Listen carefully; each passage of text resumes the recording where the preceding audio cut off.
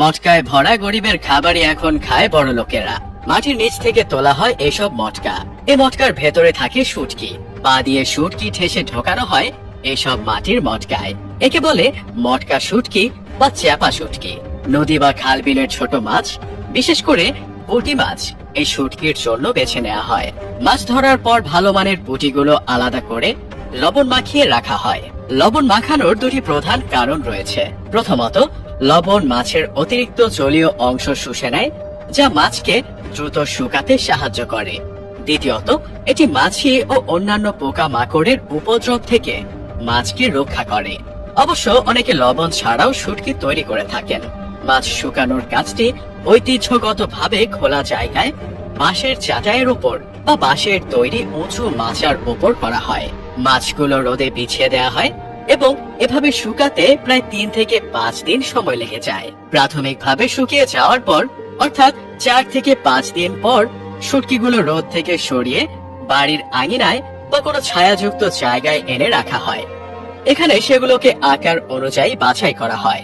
তুলনামূলকভাবে বড় আকারের শুটকিগুলো চাপা শুটকি তৈরির জন্য নির্বাচন করা হয়।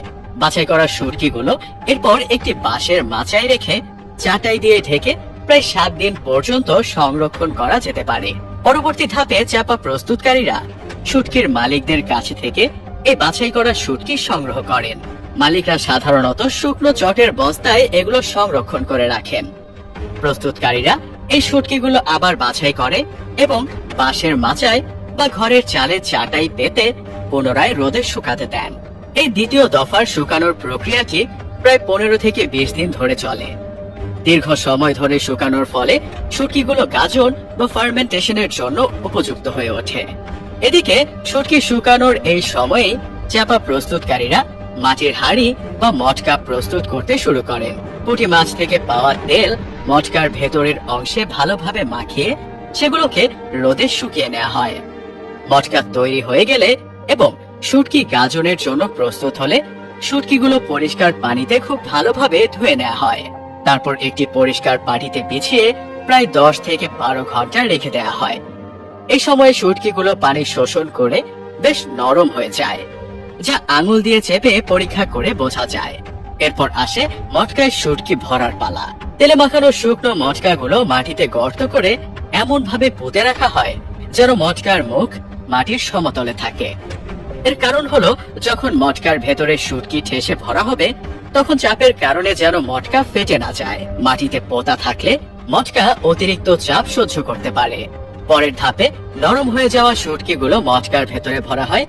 প্রস্তুতকারীরা সাধারণত পা ব্যবহার করে চাপ দিয়ে ধাপে ধাপে শুটকিগুলো ভরেন, যাতে ভেতরে কোনো ফাঁকা জায়গা না থাকে এবং শুটকিগুলো একে অপরের সাথে ভালোভাবে লেগে যায়।